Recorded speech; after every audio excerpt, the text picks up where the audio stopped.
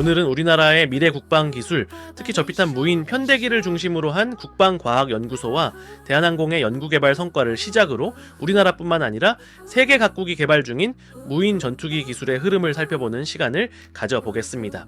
국방과학연구소와 대한항공은 2025년 2월 25일 부산 대한항공 테크센터에서 저피탄 무인 편대기 기술 시범기 1호기 출고식을 개최하였습니다. 국방과학연구소와 대한항공이 방위사업청의 미래도정 국방기술사업의 일환으로 2021년부터 연구개발을 시작했고 2027년까지 개발을 완료할 계획으로 알려져 있습니다. 기술시범기는 올 연말 초도 비행을 거쳐 2027년 유인기 조종사가 공중에서 무인기를 직접 통제하는 유무인 복합 비행시험을 진행할 계획이라고 국방과학연구소는 설명했습니다. 2014년에 스텔스 무인기 가오리 X1을 개발하였는데요. 이는 길이 10.4m, 날개폭 14.8m, 중량 10톤에 달하는 대형 무인 전투기의 46%를 축소한 기체로 1시간 30분 동안 50km를 비행하며 무인 전투기 개발 가능성을 열었습니다. 2023년 중고도 무인기 체계 개발 완료 및 양산 착수하였고 해당 무인기는 고성능 감지기를 탑재해 10에서 13km 고도에서 한반도 상공을 20시간 연속 실시간 감시 정찰할 수 있습니다. 2025년 현재 저피탄 편대기 시제기 제작 완료 및 지상시험 돌입 중에 있고 2026년까지 저피탄 편대기 첫 공개 및 비행 시험 예정에 있습니다. 2022년 당시 나왔던 쿠스 FC는 수직 미익이 없는 일명 가오리 형태였지만 지금 발표된 무인 편대기 같은 경우는 저피탐체 가까운 형태이며 이건 고도의 침투 능력보다는 염가형에 가까운 기체라 볼 수 있습니다. 그러니까 궁극적으로는 우리가 잘 알고 있는 가오리 X가 이 저피탄 무인 편대기들을 통제해서 편대 자체가 무인으로 운용되는 것이 목표라는 거죠. 적의 방공망까지 침투해서 목표를 타격하는 건 스텔스기인 가오리 X가 하는 일이고 이 무인 편대기들은 가오리 X가 적의 방공망 안에 들어가는 데까지 호위기 역할을 하거나 멀리서 적을 발견하고 먼저 보고 먼저 쏘고 빠진다던가 아니면은 우리 KF-21이 출격할 때 같이 날아가서 목표를 지정해주면 같이 쏴주는 유무인복합 체제 멈티라고 하죠. 유인기보다 더 멀리 목표 쪽으로 날아가면서 타겟을 유도하는 기능도 있을 수도 있고요. 완전 무인 편대보다는 바로 유무인복합 체제가 지금 당면한 과제인데 그런데 이 형상이 어딘가 많이 봤던 형태죠. UCAV가 언맨드 컴배트 에어리얼 비어블의 약자인데 대표적으로 미국 크레이토스사가 개발 중인 MQ-58 발키리가 있습니다. 세세한 것 빼면은 거의 유사한 형태로 보이기도 하는데요. 그냥 UCAV 형상이 다른 나라도 마찬가지로 수렴 진화하고 있다라고 보시면 됩니다.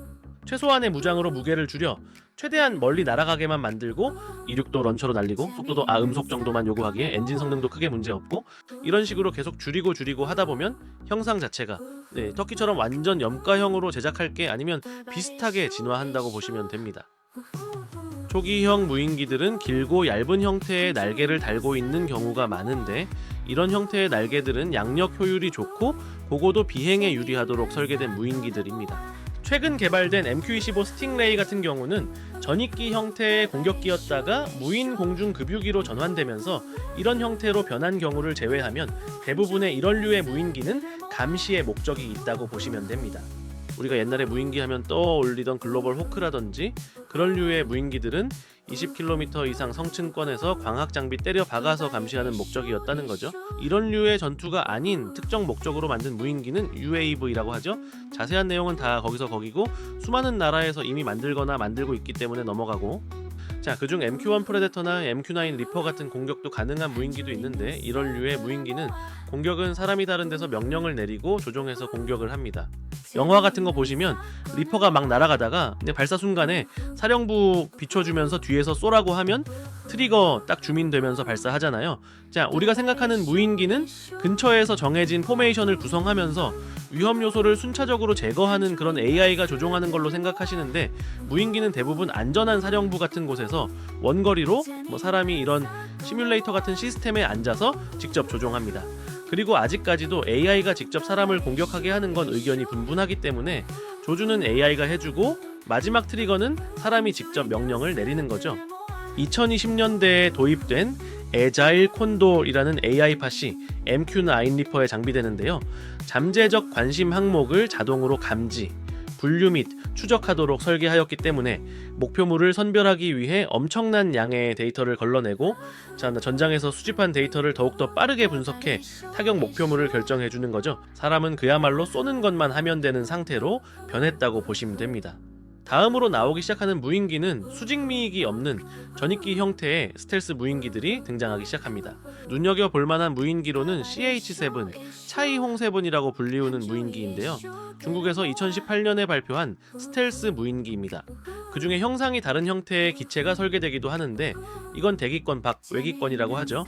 베넬런드 근처까지 날아다니면서 마하 10 이상의 속도로 다닌다는 컨셉으로 설계된 무인기들도 있습니다. 스텔스가 무슨 필요야? 내가 어디 있는 줄 알면 어쩔 건데 이러면서 저 대놓고 날아간다는 거죠. 형상이 지금 나오는 6세대 비행기처럼 보이기도 하는데 당시에 이미 이런 생각했다는 거 정도로만 알아가시면 되겠습니다. 수직미익이 없는 형태 중에 영국에서 설계한 이런 카나드가 달린 소형 무인기도 등장하기도 하는데 요즘 터키 쪽에서 만들 것 같은 형태죠. 이도 저도 아니다 라는 결론으로 전익기 형태로 돌아갔습니다. 터키 쪽에서는 성능보다는 일단 싸게 날리고 보자라고 이런 형태로도 꽤 많이 설계하고 있다라고 들었습니다. 지금 나오거나 나올 예정인 대부분의 AI 탑재 무인기가 이런 수직미익이 없는 형태로 나올 거로 예상되고 있습니다.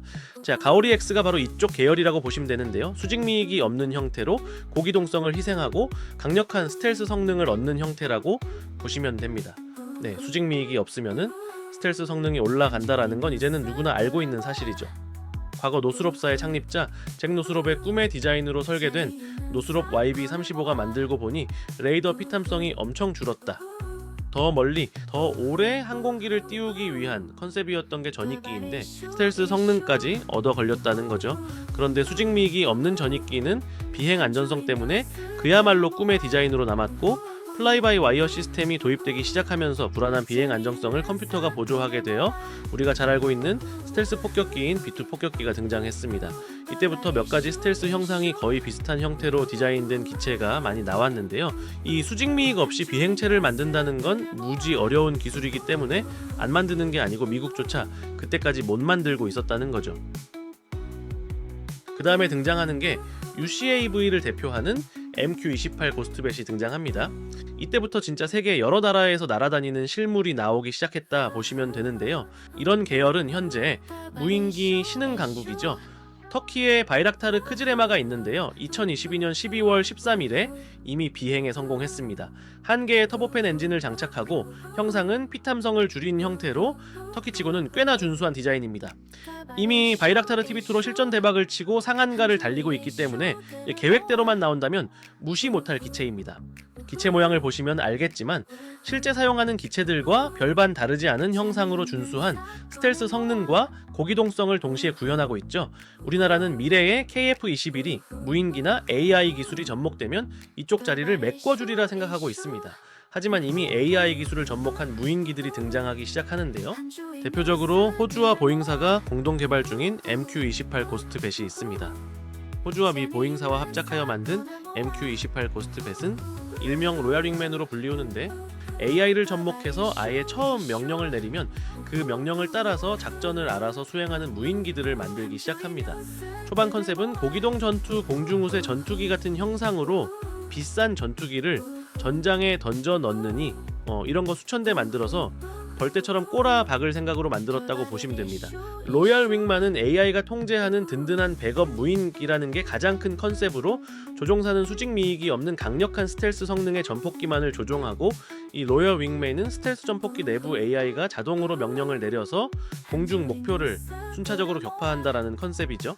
그런데 수천대 굴리기에는 이것도 너무 비싸다고 판단하고 아예 공중편대를 전부 AI가 조종해서 작전 지역만 설정하면 그냥 다 알아서 제공작전을 펼칠 목적으로 MQ-58 발키리가 등장합니다.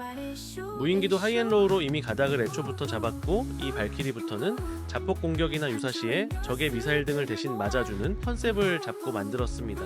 값비싼 고성능 A사 레이더나 강력한 전파 교란 차단 장치는 스텔스 무인기에 다 때려 넣고 이런 류의 무인기는 값싸게 만들어서 주무인기가 전장을 파악하면 대신 공중전이나 근접 교전을 한다는 개념으로 생각하시면 됩니다.